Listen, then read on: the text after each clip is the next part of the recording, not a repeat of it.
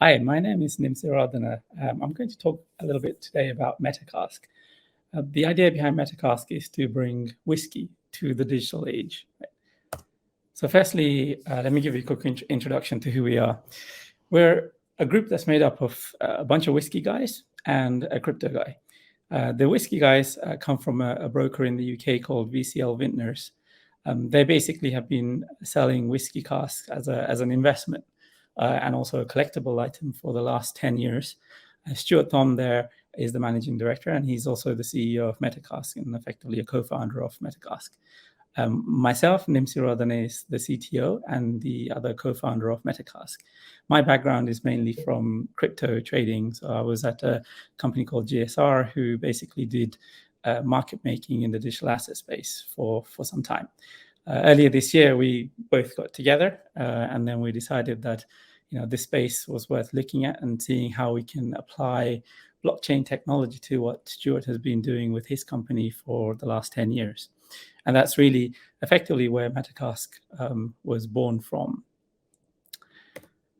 So before we get into it, let me talk a little bit about the whiskey market. The Scotch market is worth nearly $5 billion so far, and this is seen to be increasing over the next 5 to 10 years. It's basically made made by 130 distilleries in Scotland, and around 20 million casks are maturing under bond in Scotland.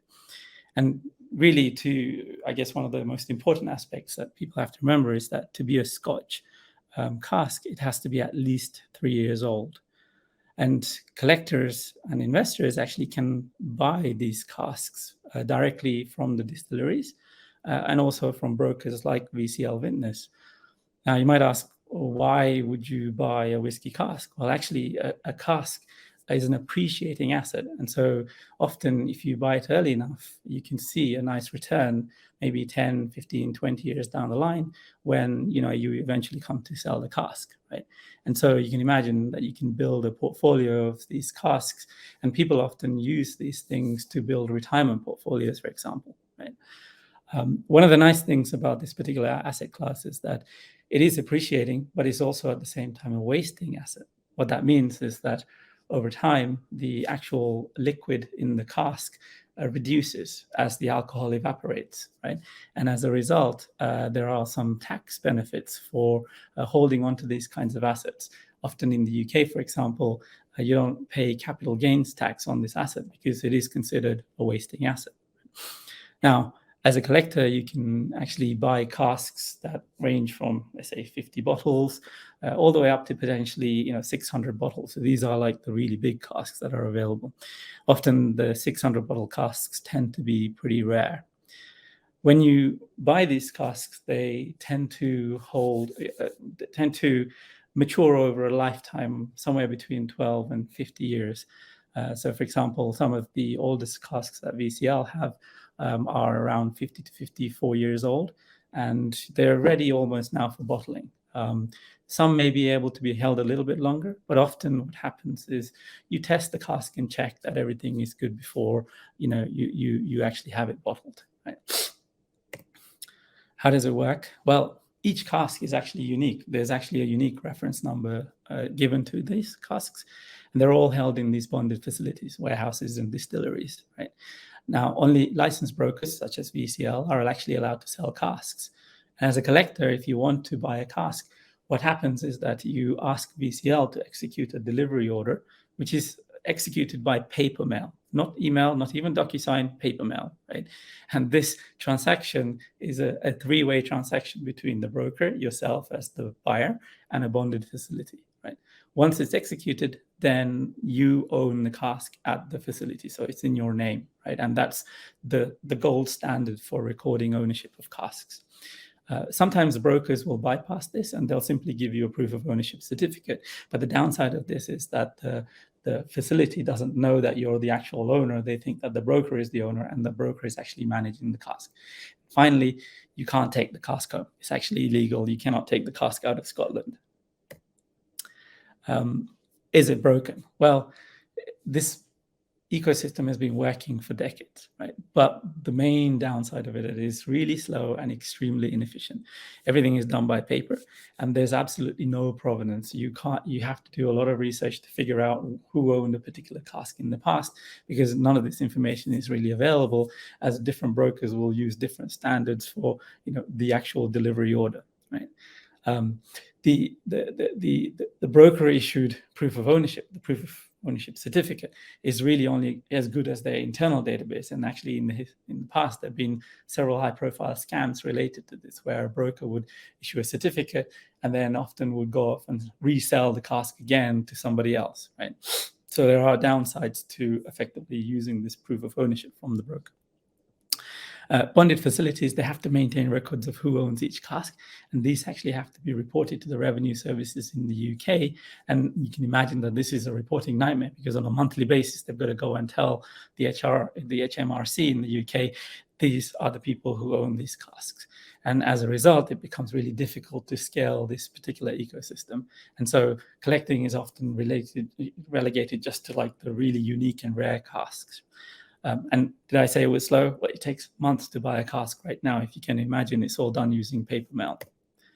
And this is where we think NFTs will come to the rescue, right? So because a cask is already a non-fungible physical asset, and no cask is the same as the other, each cask has a unique reference number, and there is currently no title of deed, we think that the NFT can actually be the new digital title of deed, right? And a transaction on the blockchain replaces the actual paper delivery order that would happen traditionally, right? Now, as a result, you can imagine a single trade will take seconds to settle, rather than the months it would take right now to execute a particular trade on a cask. And really the most important point of all of this, if you take one thing away, is that what we hope to achieve with this is this digital provenance, the idea that you can see the proof of ownership and also the record of ownership, who owned this particular cask over time. And this is immutably recorded on the blockchain. And that's kind of what we really want to get down to. As a broker, VCL, they deal with thousands of casks, right? And to do a provenance check on each of these casks is an absolute nightmare. And so if this is available on the blockchain, you're immediately solving one of the biggest problems that they have. As a result of all of these casks being recorded on the blockchain, you can imagine that the warehouses and the HMRC now have a single point of reference. They can go to this blockchain and say, Bob owns this cask. And this makes reporting a lot easier. And so we hope as MetaCask evolves, we can go to these stakeholders and say, this blockchain that we built for you can actually provide all this information that you need, that you're currently getting from all of these distilleries and warehouses, just in arbitrary spreadsheets, for example. And finally, I think this is an important point to consider, is that this market is very opaque. It's very difficult to discover the price of these casks and price where whiskey trades. And we hope to make it a bit more transparent by having this marketplace in place. And this is where MetaCask comes in. So MetaCask is a decentralized marketplace for trading NFTs. And it's one of the first that has mandatory KYC. But the important thing is, because it's decentralized, the KYC is also on-chain. And we partner with Civic Identity to provide the on-chain KYC. So as a user, you connect your wallet into the marketplace. And once you've connected, we can basically check if you've been KYC'd already. And if not, you go through the KYC process to ensure that you've got the KYC token, which then allows you to participate in the auctions on the platform. This is built on Casper, and we're hoping to be launching the platform on the 1st of November with our first 10 Genesis casks.